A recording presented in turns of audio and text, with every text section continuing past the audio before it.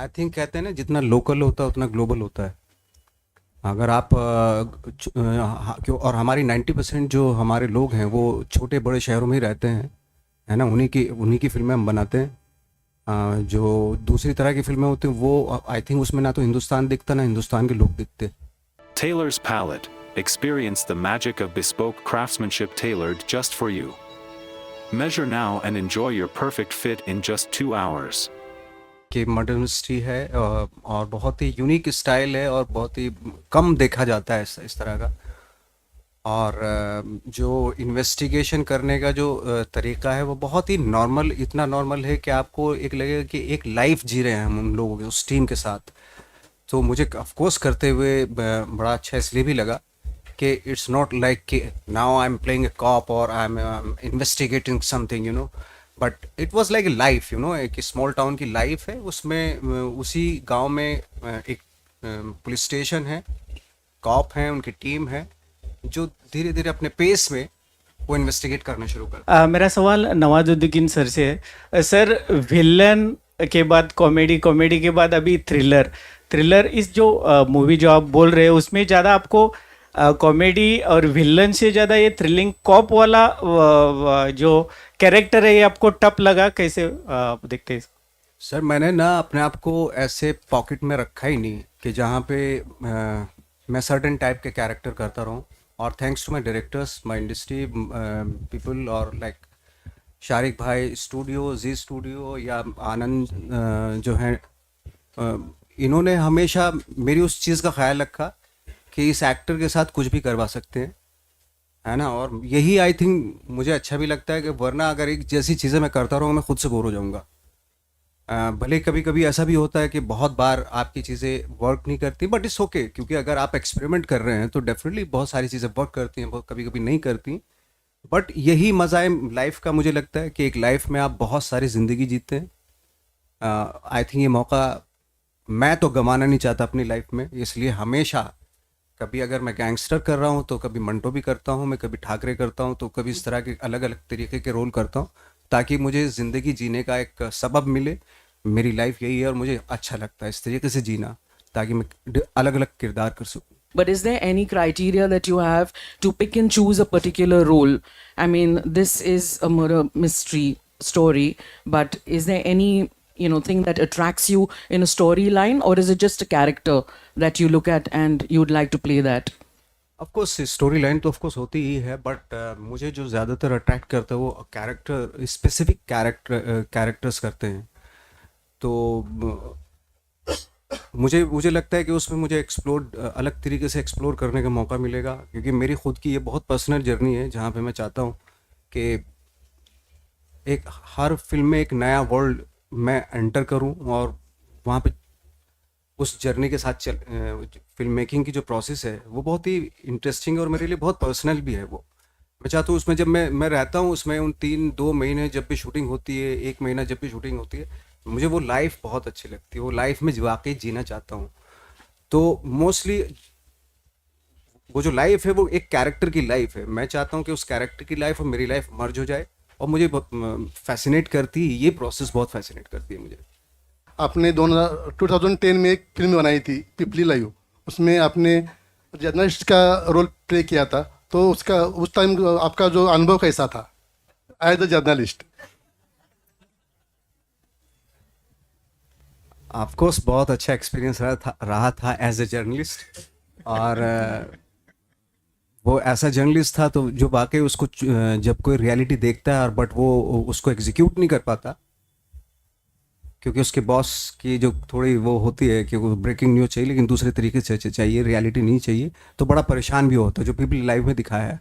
उसके अलावा जो बहुत सारे जर्नलिस्ट थे जो अब न था आएंगे, वो ये क्या करेंगे, जो पूरा ड्रामा चलता है वो था। बट एज ए जो कैरेक्टर था वो मुझे बहुत बहुत अच्छा भी इसलिए भी लगा कि उसकी जो कश्मकश है, आई एम श्योर कि वो आप लोगों के अंदर भी बहुत है, कि हमेशा जैसे आप देते भी हैं, हमेशा देते हैं, एक रियलिटी लोगों के सामने ला के खड़ी करते हैं तो उससे लोगों को पता चलता है, वरना अगर ना हो ऐसा तो बहुत सारी चीज़ें एक राज की तरह रह जाएंगी। तो मुझे तो बहुत मज़ा आया था उसमें। Hello sir, I am Vishal from in Goa news channel.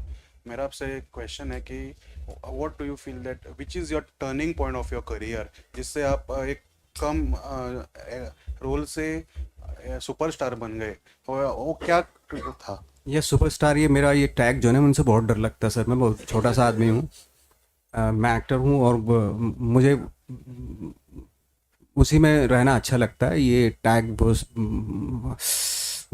Anyway, but turning point जहाँ तक मेरे ख्याल है, ऑफकोर्स मैं 2012 में मेरी 3 फिल्में आई थी, गैंग्स ऑफ वासेपुर, कहानी और तलाश। आई थिंक वो ईयर मेरे लिए टर्निंग पॉइंट था, और गैंग्स ऑफ वासेपुर ऑफकोर्स मेरे लिए टर्निंग पॉइंट था। Hello Nawaz sir, great fan सबसे पहले तो। और जैसे आप लोगों ने बताया कि ये उत्तराखंड के एक गांव में बेस्ड है ये स्टोरी, और मेरे जैसे हम उम्र जितने लोग हैं जो आपके दीवाने हुए गैंग्स ऑफ वासेपुर देखकर, वो भी एक छोटे शहर पे बेस्ड है।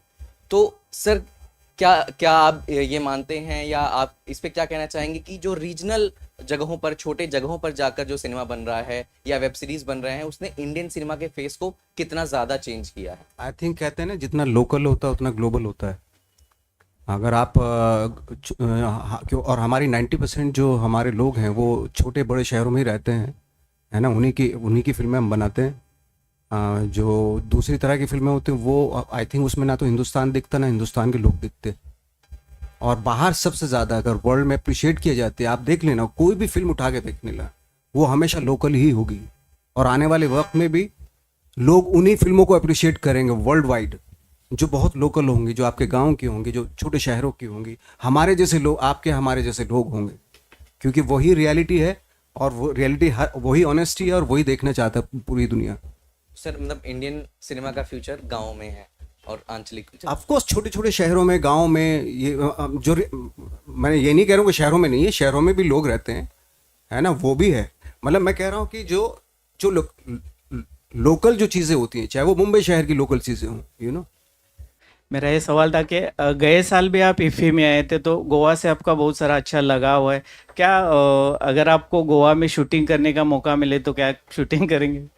बिल्कुल करेंगे, और अभी मैं एक फिल्म की शूटिंग कर भी रहा हूँ यहाँ पे। तो कभी भी मौका मिलेगा तो गोवा चीज़ ही ऐसी है, बड़ा मन करता है ऑफकोर्स यहाँ पे रहने का, तो आने का, शूटिंग करने का। जब भी मौका मिलेगा मैं आऊँगा। आप तो खैर किरदार के पीछे भागते हैं। You prefer the character and the role rather than the overall storyline. That's what draws you. Are there any characters that you have a yen to play in your career जो आपने अभी तक निभाई नहीं हो? कोई ऐसी कैरेक्टर जो आपकी इच्छा हो कि कभी आपके रास्ते आए? मैं चाहता हूँ कि एक बार मैं ओशो को कैरेक्टर निभाऊँ। ओशो का? जी, मेरी बड़ी दिली तमन्ना है उसको। नमस्कार इश्टानो, तुम्ही पळयतात इन गोवा 24/7 आणि आमच्या मरण तसा आनंद बाब जो जाऊन डायरेक्टर, हमें त्यांच्या मरण उलिया। सर कैसा लग रहा है गोवा में आके? मैं तो 25 साल से आ रहा हूँ यार, बढ़िया लगता है। और इस साल ईफी में आपको क्या स्पेशल लगा? मैं तो कल रात को ही आया, तो 2 दिन के बाद आपको बता सकता हूँ। अच्छा, तो कितना एक्सपेक्टेशन है आपके जो नवी मूवी आई है उससे? यही एक्सपेक्टेशन है कि लोगों को पसंद आए और रिलीज़ होए, और बस उतना। जो थ्रिलर है, आप लोगों से क्या दरख्वास्त करेंगे? कुछ नहीं, पिक्चर देखो, दरख्वास्त करें, बस और कुछ नहीं। नमस्कार इश्टानो, तुम्ही पळयतात इन गोवा 24/7 आणि आमच्या मरण आसा बॉलिवूडच्या फामाद असे नट Nawazuddin Siddiqui. So sir welcome to Goa first of all. Sir कैसा लग रहा है आपको इस साल ईफी में आके? मुझे तो, मैं पिछले साल भी आया था, बहुत अच्छा लगता है। और जिस तरीके से, जिस पैमाने पे ईफी फेस्टिवल होता है, वो बहुत ही अमेजिंग है। आपने जो ठाकरे रोल किया था, वो कितना प्रेशर था आप पे? क्योंकि वो ऐसा वो व्यक्तिमत्व था जिस पे लोग ध्यान दिया करते थे। ऑफकोर्स मेरी लाइफ का सबसे टफ कैरेक्टर था ठाकरे का, जो कैरेक्टर मैंने किया।